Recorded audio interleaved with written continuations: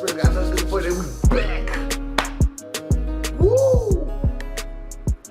Like and subscribe, please. Like and subscribe to my channel. Thank you. New YouTube triangle. Sorry, I'm kind of waking up, y'all. But this is just an intro to the video. This video is kind of long, so I'm not gonna talk to y'all too long. I miss y'all, man. I know y'all like, what this guy been? Tomorrow, go watch my Harry Mack video that explain a lot. What else? I know you can see my new spot. I'm still doing a lot of cleaning. I'm in a whole different location. My position of my camera is different. It's gonna actually change back to the original position because I hate this position. But I had this position for the first couple videos I recorded, and then the last couple videos I had time to get some things together, so I've already recorded some stuff.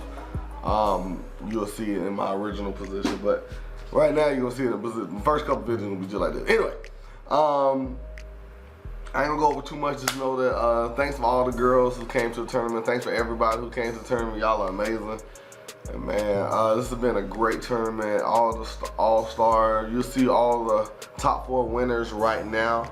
We're gonna kind of give a little overview of these. This is something I've been wanting to do for a minute, but I want to wait for the big tournament. So I can't see myself. That's why I'm looking weird. But all these girls have made the top 4 based off of the voting of me, the judges, and the rating system, the polls. Mixture. Some of them won because of me and the judges. Some of them won because of the polls and da-da-da-da. So, yeah, so definitely do that. Next round gonna be even tougher. That's when we start getting random people to do it. We're gonna be recording random people's reactions in real time of the music. So it's gonna be fun. The tournament will probably air around it's either gonna air Monday or it's gonna air all Wednesday. I'm sorry, it's either air Monday, Tuesday, and Wednesday. I lied. It's either gonna air Monday, Tuesday, Wednesday, and Thursday, or it's gonna air Tuesday, Wednesday, Thursday, and Friday, or all of them are gonna air on Wednesday. I'm not sure how I'm gonna do it yet. I'll let y'all know. You'll already see it on the screen very soon. So, one of the videos, you already know who one of the first people are, so they might get blocked. But that's the only one I'm really worried about. So yeah. Anyway, you enjoy. Thanks for all the ladies who made the tournament. Thanks for y'all for watching the tournament. I miss y'all. I'm back. Don't worry about it getting full 4 weeks video this time. Any questions, y'all tag me in the comments below. Let's have fun. And I feel like this is gonna be a good introduction to a lot of these ladies that y'all didn't know. Even y'all are hardcore fans, but I'm about to teach y'all some stuff y'all didn't know about all these ladies. And let's enjoy their great career. Born in the summer of 1971 in Portsmouth, Virginia, Melissa, or Missy as her family called her, always knew she wanted to be a superstar. Missy would put on performances for her dolls and stuffed animals, creating an escape from the hectic world outside her bedroom door. Her mother experienced daily physical abuse at the hands of Missy's father. It wasn't until Missy was 14 that her mother finally packed up their things and the two of them started a new life. In high school, Missy formed an all-girl rap group called Phase, which eventually changed its name to Sister. She started cutting class to sneak the group into her living room for rehearsals. Her mother and teachers were baffled by how someone with such a high IQ could be in danger of failing every subject. Sister performed at talent shows and local colleges. By this time, Missy had already found a songwriting companion in Tim Mosley, aka Timbaland. The group caught the eye of Jodeci's Devontae Swing, who got them a short-lived recording contract. After Sister faded and fell apart, Missy and Tim began writing and producing tracks.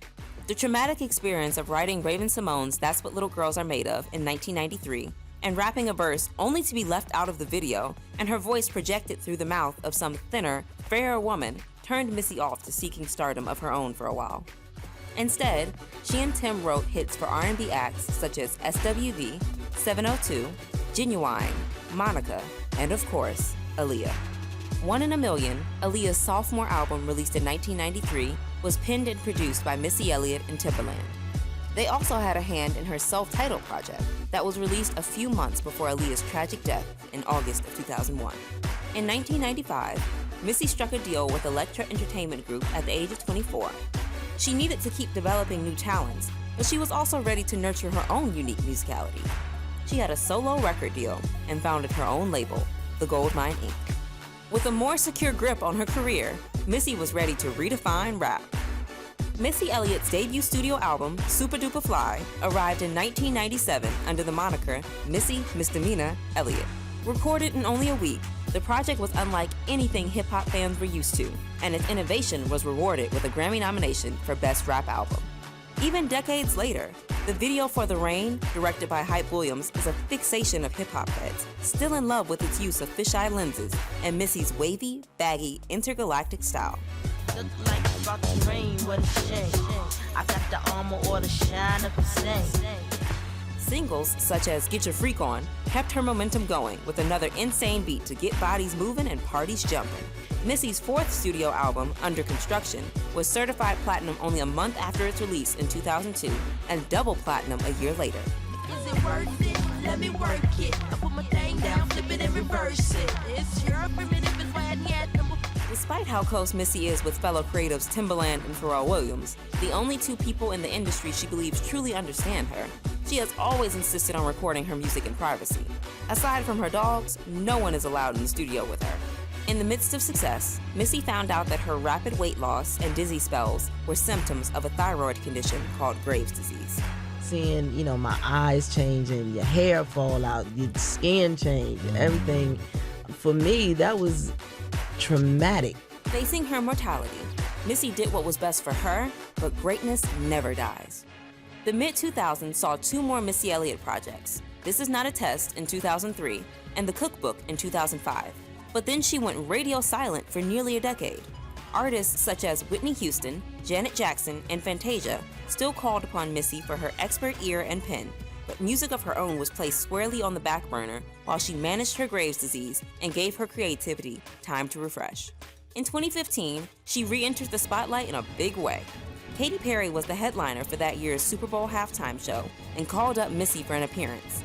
Katy invited the hip-hop icon to perform 3 of her classic jams for millions. By the end of that week, Missy had sold nearly 400,000 song downloads. Missy knew she had to strike while the iron was hot, but things needed to be just right. In April 2015, the music video for single WTF, Where They From, made a splash. Missy was back like she never left, with blinding futuristic vibes, amazing dancers, and eerily lifelike puppets of Pharrell and herself that took 4 months to complete.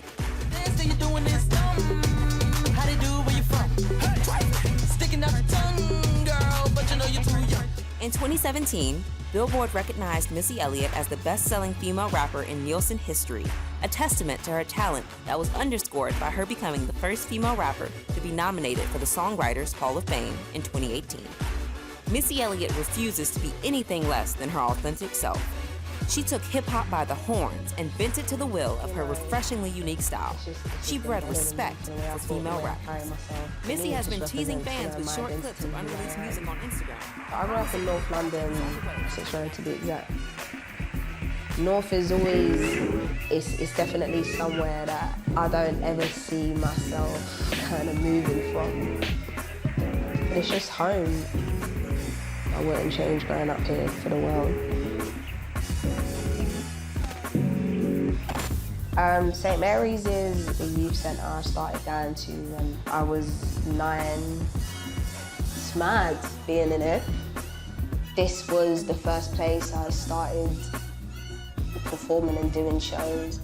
I never done that before I started coming to St. Mary's, so it definitely helped build and grow my confidence. Damn, the Johnston room.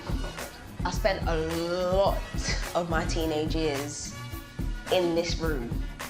Just to have somewhere like here so close to my house, I didn't, take that for granted. I was here every day. Summer holidays here every day from 9 in the morning till 6 or whatever the times were. I'll just always be here.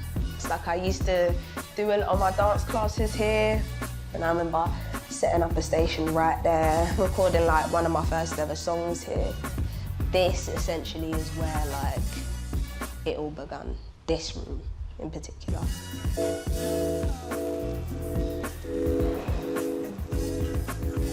When I got to 14 is when I really believed that I'm not going to do nothing else.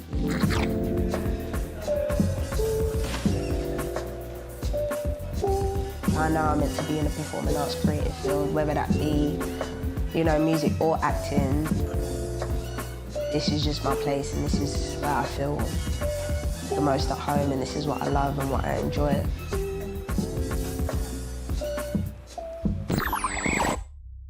Make some noise for your very own Lil Sim!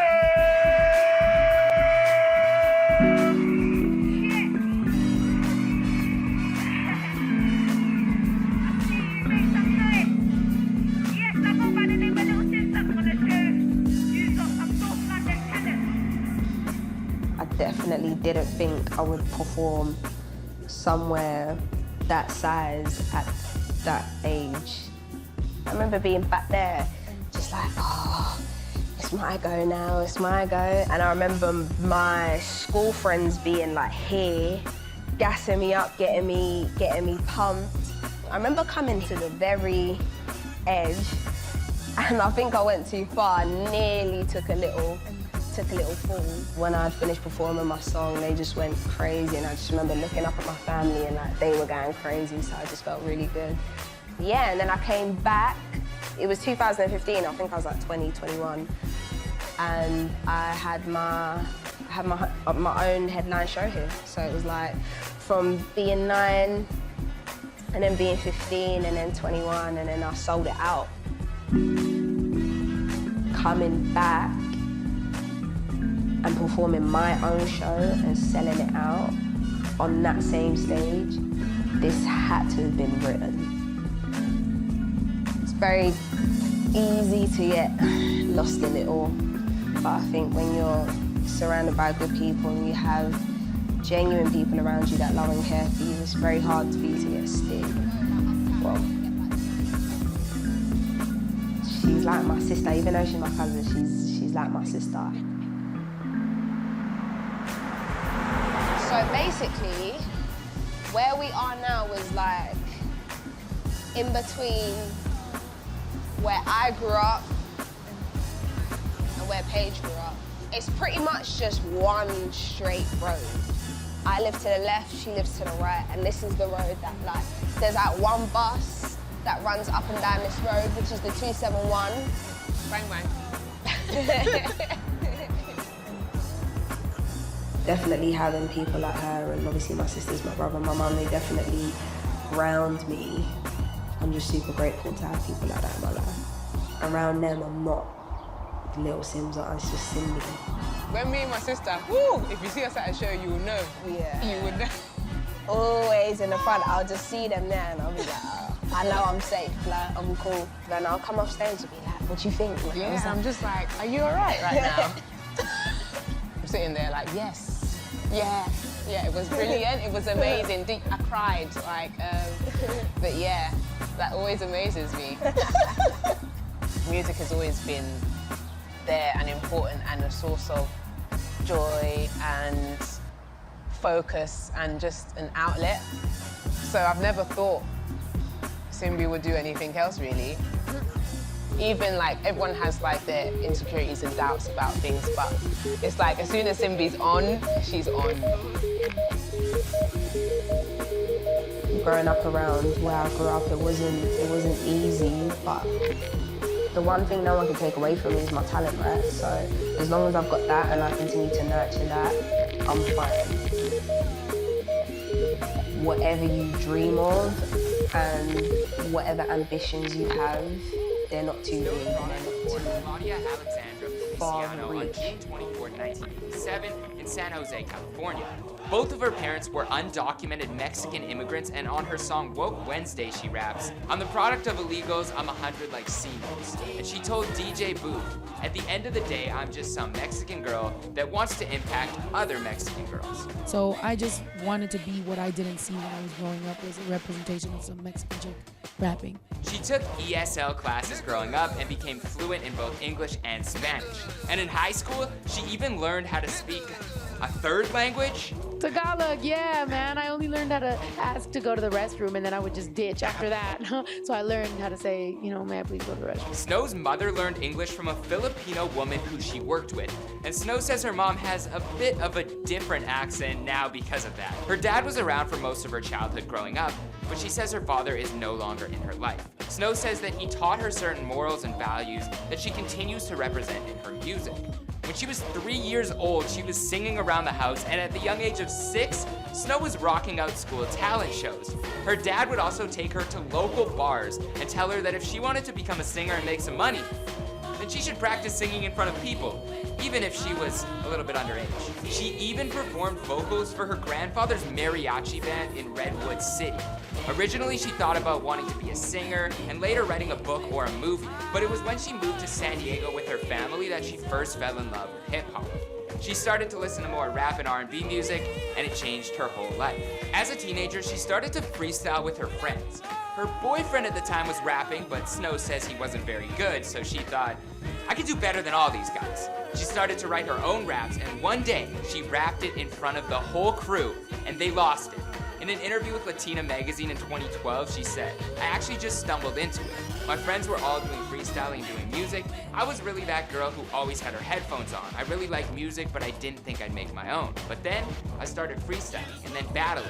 Then I put my stuff on MySpace and people liked it, and I liked doing it, so I just kept doing it. She told Snoop in an interview that the first beat she ever rapped on was Jaquan's Hood Hop. When I was like 17, I was like, this is it. I want to do this. I want to rap. I want to battle. I want to battle guys. I want to show them that I'm just as good as them at rapping, and yeah. She cites persistence as a big reason why she made it to where she is today, because she just kept going. She would sell her CDs in San Diego and says no one was buying them. The cops even took her CDs.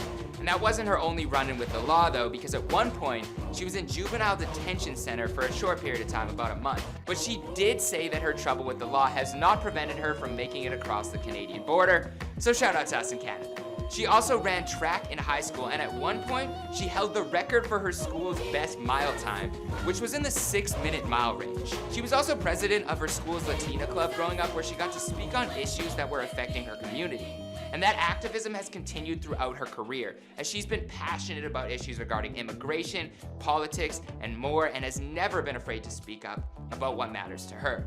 Snow continued to make music, and when Snow was 18, she did her first show at a small venue. But the venue was packed. She was really nervous, but once she got on stage, she killed it. And as soon as it was time for me to rap, I just went and I did it and I blacked out. I don't remember anything except for just rocking it. And then after everybody was coming up to me oh my God. Even though she had decided on rap as a career, her mom pushed her to go to college.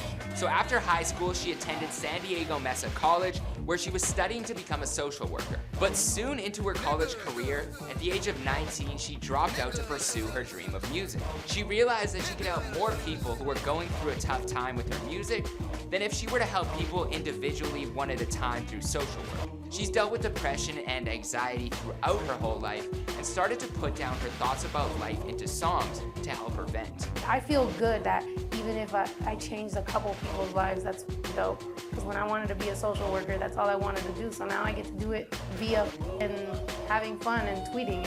Her friends Jill and Lisa convinced her to pursue her rap dream, and Lisa actually helped put up money for Snow to record her first demo. Once she decided to go after music wholeheartedly, she knew she needed a rap name, and turned to the good old reliable Disney Channel for inspiration. Snow White was her original moniker, but she later added on the product. She says, when I used to dream about making it, I would talk about it with one friend, and we would think it would be something like a fairy tale. We joked about what princess we'd be, like what Disney one would be. I had dark hair and light skin, so I became Snow White. Some people think I'm referencing something bad, but no, not really.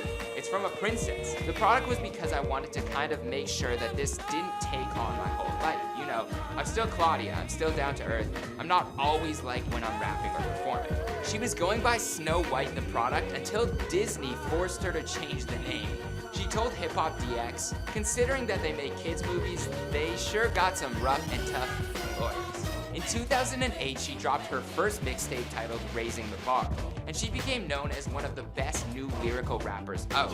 Her flow was unmatched and her punchlines were crazy. At first, she was also recording songs in Spanish, and they must have been pretty good because they caught the ears of Mexican artist Jamie Cohen, who recorded the song Algo En with her. I think I'm pronouncing that right, but if I'm not, let me know in the comments. It was off of his 2009 album and became very popular in Mexico, even being played on the radio there. She was going by the name Claudia White on the track and says she doesn't curse at all when she raps in Spanish because she knows her whole family will understand it. In 2010, Snow moved to Fort Worth, Texas.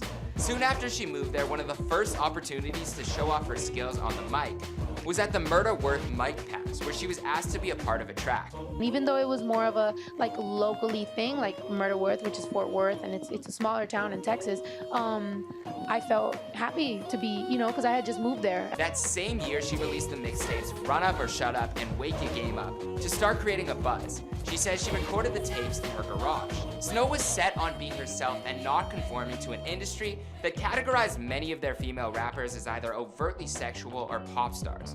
But she stuck to her original style, and no matter what, she said, "I want to show girls, especially those into hip-hop, that you can be yourself and be good.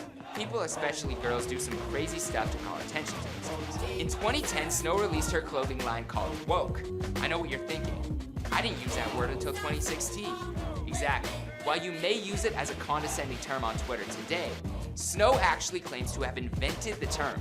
And she might have a point. It has always been about being aware, being awake, being conscious, being cognizant, but it was more about take advantage of these opportunities that we have right now because there is so much stuff going on. She actually had the word trademarked at one point, recently telling Billboard, "I could literally talk to anybody face to face and talk about how that was a clothing line I've had since that long ago, even before Woke registered really on Google. There's Google Trends to prove it. It's been dope and it's been awesome, and obviously it's bigger than me now. The word woke itself has become its own thing now. I'm aware enough to be like, that's dope, the world knows, go do that shit." In 2011, she recorded her debut project, Unorthodox. She said she recorded that in her garage as well, but two songs in particular off the project started bubbling online, with Drunk Love and Woke Wednesday going viral. The songs now have 2.6 million and 1.9 million views on YouTube respectively. She created a street team to help push her music and called them the Product Pushers. The name ended up evolving and it became the name of her fan base. I want to shout out all my product pushers out there. If you're a product pusher, thank you very much. You know that I love you. She started dropping freestyles on YouTube to popular songs from ASAP and Schoolboy Q, garnering a solid online fan base. But her videos for Till Death and Cookie Cutter really took off and have 7 and 9.7 million views respectively.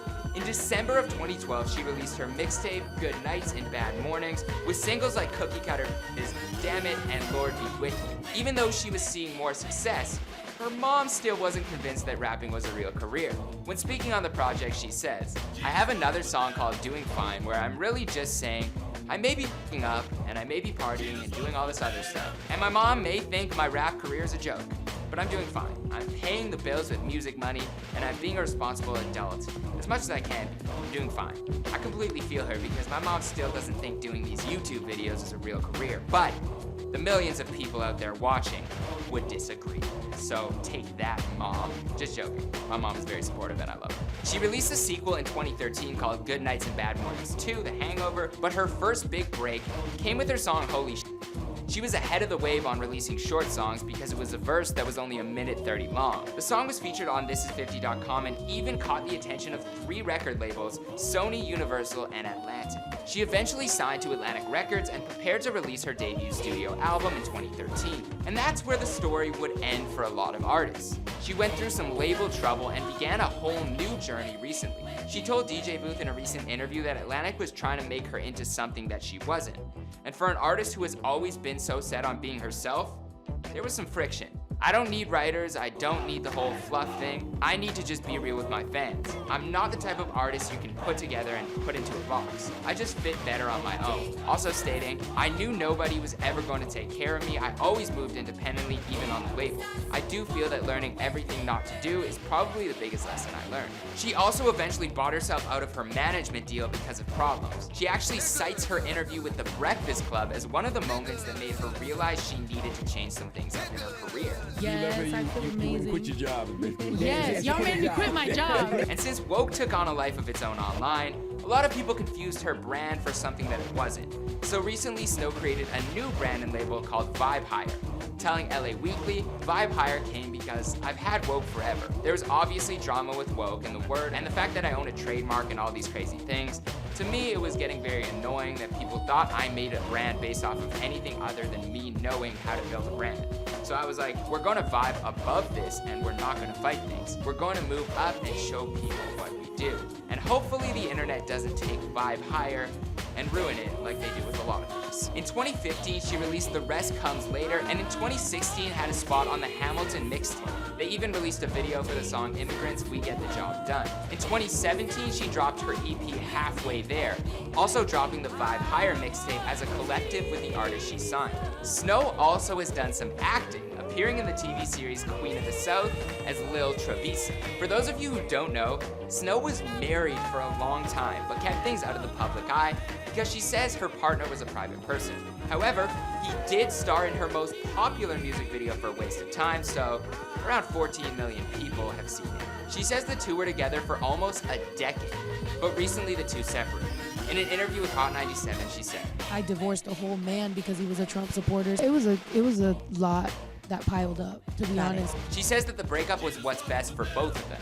The two have a child together and they continue to co-parent. Snow says she loves being a mom and providing her kid with a great life, but told Power 106 that she makes him work for his own Fortnite clout and doesn't want him to just buy all the items through his mom's money. After going through some time to heal and to figure out what she wanted next in her life, Snow met her current girlfriend Juju in New York. This chick with curly hair looked like she had the worst attitude in life. Like, just automatically looked like she had a bad attitude. And I was like, I'm into that. Being raised in a traditional Mexican and religious family, she said that coming out as bisexual to her mother and brother wasn't as hard as she thought it would be. They were super supportive, but it was more difficult to explain things to her extended family. To me, when I'm dating somebody, like that's what I am. Like if I'm with a guy, I am with the guy. I like him, you know. Right. And if I'm with a girl, then I like her. Currently, Snow lives in Los Angeles and she is working on new music independently for her fans, consistently putting out dope music videos that are doing numbers on her YouTube channel. Her brother, cousin, and family are involved in her actual career and are on her team to help. So she has close connections. So you may know me from such things as rap, comedy, social medias. This is kind of a short list because we couldn't make it any longer. Lyricist, producer, composer, writer, storyteller, chef, editor, director, engineer, hairstylist, actor, singer, dancer, choreographer, also minister, but we'll get to that later. So I started really young as a dancer, which I thought was kind of going to be my career from about 4 to about 14, which sounds like a crazy thing to say, like that's a job to have as a child. And I was the youngest person to ever be in the second company at Alvin Ailey. So after that, I started releasing music in about 1996 independently. I was producing, I was DJing, I was engineering, probably starting about 1994. I went to LaGuardia, the Fame High School. I was a vocal major, and so a lot of my experience is with a lot of musical theory. And then I dropped out in my senior year because I was too ahead in classes, and they wanted me to go to summer school in order to finish. And I was like, no, thank you. I'm gonna go get my engineering degree, which I did, and then briefly attended NYU as a music business major. But I think about a month in, I was like, this makes no sense. I'm kind of in the music business. Let me just go live my life. So as an independent artist musically, I've released 26 albums. 20 of them were done from a very busy time period from about 2014 to about 2018. Completely independently, including animated, scored, adult/audiobook that I did with my husband. All the albums were self-produced, recorded, mixed, mastered, the whole deal, everything. I toured internationally for a couple decades. During that time, and also now, I've worked also as a freelance writer, a composer, score things. I moved into the comedy and storytelling world over the past 6 and 7 years. I've had my own live self-produced talk show, did a series of live plays, had a show at Alamo Drafthouse called Doubled Over, which was essentially making a new movie for people to come see every 2 months. If you ever get the chance to do that, don't do that. I started my own non-denominational church called Church of the Infinite You, which was a sort of motivational gathering for creatives and people who've kind of abandoned their creativity for life and adult reasons. We had Gene and John, which is a great live show. We'll be doing it later. So these lists are really long, and I'm not going to get to the other things. Currently, I'm moving on to my next phase.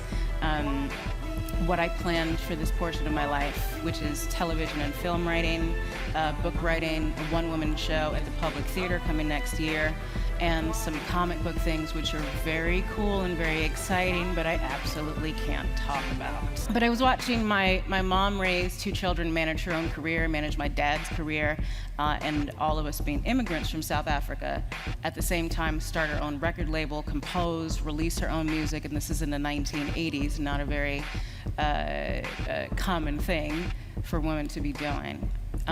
So I was taught at a very young age to not really paying attention to anyone saying you can't do these things or these things aren't available to you, and these are the rules that you have to play within and then you have to follow them. So that never really worked for me when I started to do my own things, and I always figured, and I always was treated like I was never going to be a part of the club, whatever that club might be, like not the boys club, club soda, whatever the club was, it was just not going to be a thing. I always described it as kind of walking down the street and minding your own business, and there's a nightclub across the street, and the doorman yells from across the street, "You can't come in." And I'm like, I was not even... So now also, as a woman and a woman of color, I'm not a stranger to feeling marginalized. And this started very young, and especially coming from South Africa, where the levels of separation reach the highest heights they possibly can, and the level of go inside your box and stay there, feelings of oppression, of being made to feel less than, and that the conditioning of that is a very important thing for the world to be able to do to you, to keep you inside of a category so that people feel safe. And that kind of didn't work for me. So all of these things, and including the history book, after all of these accomplishments, just likes to keep me in a place where somehow all of these skills and creativity and business just get erased. And I just exist as one of my favorite things to be called is female rapper. On the urban experience, where we do things the urban way. I'm out.